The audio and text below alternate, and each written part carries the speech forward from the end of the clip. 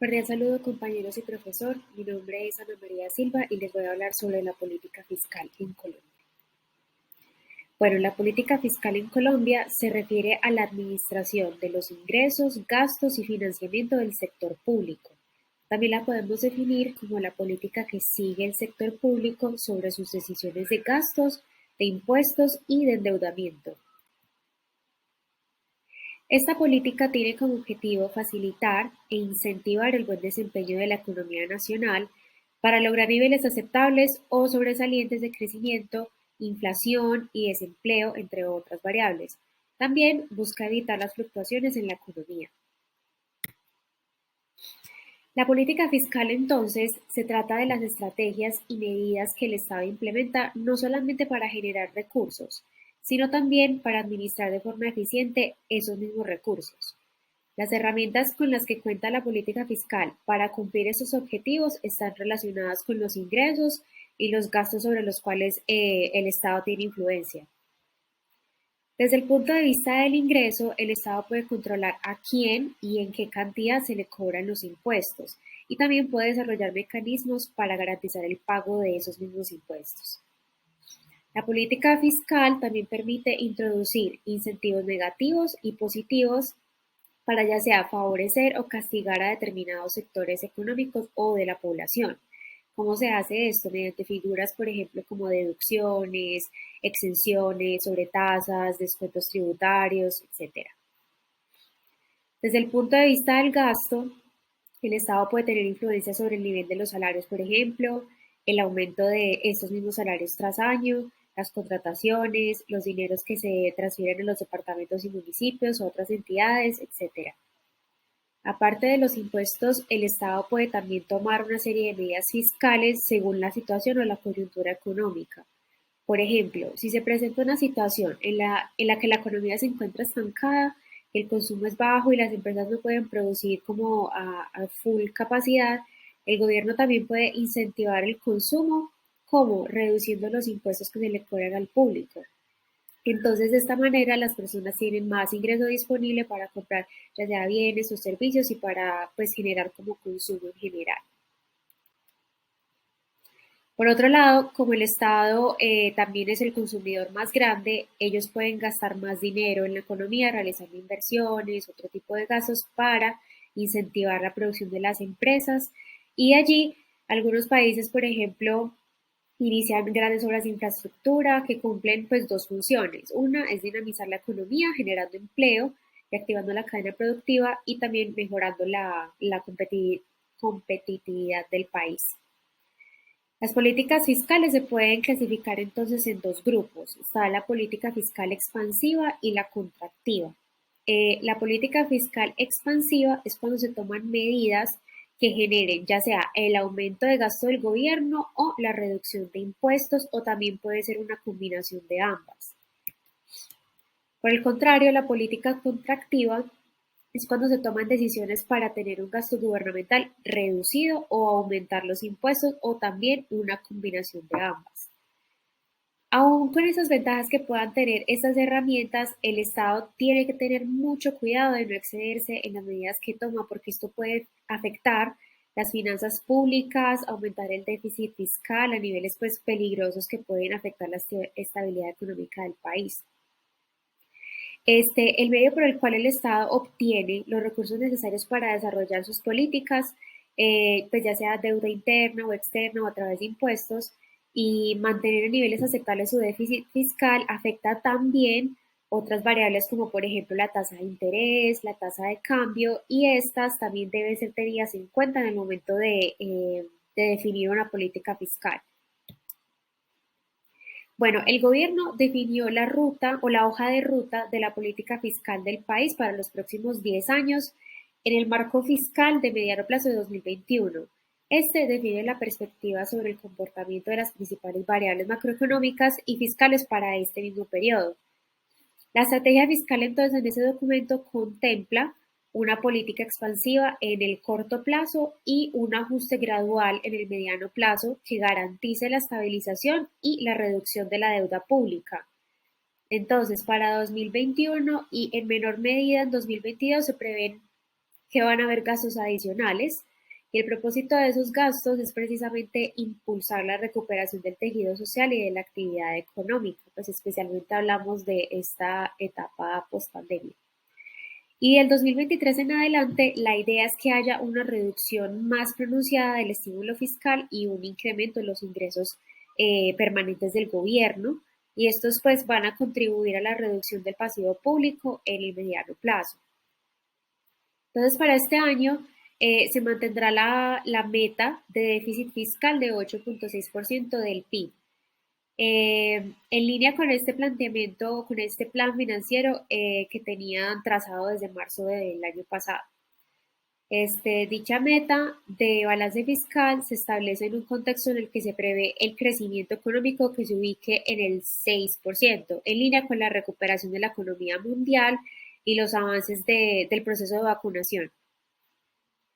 Entonces, el gobierno planea que en la próxima vigencia, o sea, en el siguiente periodo, inicie un proceso ordenado de ajuste fiscal en donde el déficit meta es del 7% del PIB y esto implica pues un aumento en el balance de 1,7% del PIB frente al 2021.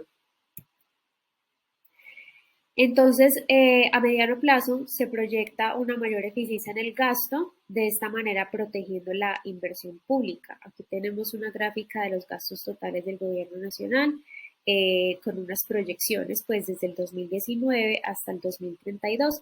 Como podemos ver en la gráfica, en el 2021 pues hay un aumento en el proyecto de inversión social que se busca, como mencioné anteriormente, que vaya disminuyendo, especialmente pues desde 2022 y así gradualmente vaya disminuyendo más y más y más para llegar como a esa etapa de más balance de la que hablábamos ahorita. Bueno, eso es todo. Muchas gracias. Política monetaria en Colombia. La política monetaria en Colombia tiene como objetivo mantener una tasa de inflación baja y estable y alcanzar el máximo nivel sostenible del producto y del empleo. Esta cumple con el mandato de la Constitución de velar por mantener el poder adquisitivo del peso y contribuye a mejorar el bienestar de la población. Para lograr esto, la JDBR, que es la Junta Directiva del Banco de la República, adopta como estrategia un esquema flexible de inflación objetivo, pues que, en el cual las acciones de política monetaria buscan conducir la inflación a una meta puntual y alcanzar el nivel máximo sostenible del producto y también del empleo. Esta flexibilidad le permite a la JDBR mantener un balance apropiado entre el logro de la meta y el propósito de suavizar las fluctuaciones del producto y del empleo alrededor de su senda sostenible. La JDBR estableció una meta de inflación del 3% implantada sobre la variación anual del IPC. Esta meta se refiere a la inflación de precios del consumidor, que se mide estadísticamente como la variación anual del índice de precios al consumidor.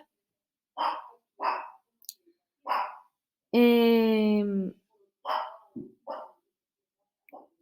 la flexibilidad del tipo cambio que acompaña el esquema de inflación objetivo tiene dos objetivos. El primero le permite al Banco de la República tener una política monetaria independiente que tenga en cuenta la situación de la economía colombiana y que le posibilita cumplir con sus funciones constitucionales. El segundo punto es que la tasa de cambio flexible suaviza el efecto de choques externos, como variaciones en el precio internacional del petróleo que podrían tener sobre la economía. En el corto plazo, la inflación puede ser afectada por factores que estén fuera de control de la política monetaria, como por ejemplo los cambios en los precios de alimentos debido a los fenómenos climáticos. El principal instrumento que tiene la JDBR para el control de la inflación es la tasa de interés de política, tasa repo en un día o tasa de interés de referencia, puesto que las acciones de la política monetaria toman tiempo en tener un efecto completo sobre la economía y también de la inflación. Pues esto es para fijar su valor. La JDBR evalúa el pronóstico y las expectativas de la inflación frente a la meta, así como el estado actual y las perspectivas sobre la evolución de la economía. La JDBR se reúnen una vez al mes, pero solo en 8 meses sesiona de forma ordinaria para tomar decisiones de la política. Enero, marzo, abril, junio, julio, septiembre, octubre y diciembre. En los meses que restan, el febrero, mayo, agosto y noviembre, no se toman en principio decisiones de este tipo. En el momento que se finalizan las juntas donde se toman las decisiones de la política monetaria, se publica un comunicado y se hace una rueda de prensa a cargo del gerente general del banco y el ministro de Hacienda. El siguiente día hábil se publican las minutas de la junta donde se describen las posturas que llevaron a adoptar la decisión. Además de esto, en enero, abril y julio y octubre se publica junto con las minutas el informe de política monetaria, el IPM, realizado el equipo técnico del banco. El miércoles de la semana siguiente a la junta del gerente general aclara inquietudes sobre las minutas y el gerente técnico del banco presenta el IPM. Este esquema de comunicación básicamente busca entregar información relevante y actualizada que contribuya a la toma de mejores decisiones por parte de los agentes de la economía.